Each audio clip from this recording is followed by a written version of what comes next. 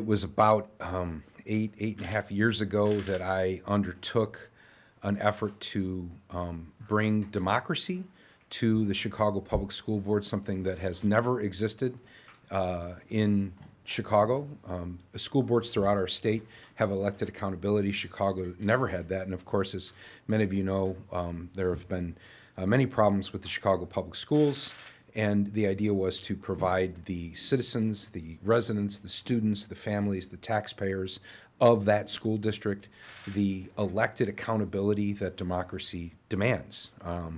The old saying, no taxation without representation. From the beginning, the advocates for this effort believed that we needed to have a school board that reflected the rich diversity and diverse fabric that is the city of Chicago.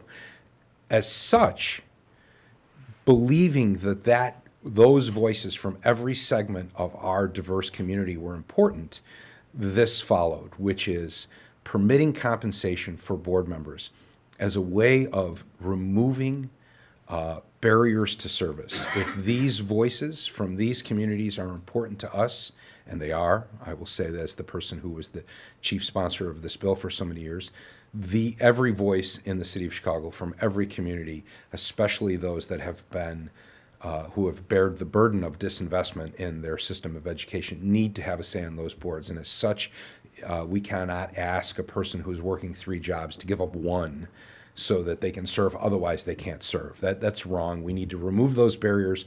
We need to provide opportunities for those services, and that's what this does. Local communities being able to decide what an adequate level of compensation is in order to attract the best talent and compensate them for their time, to ensure that they have good people serving on their boards, is a decision that should be made locally. And that's why the heart of this bill is simply to remove that prohibition and permit for pay.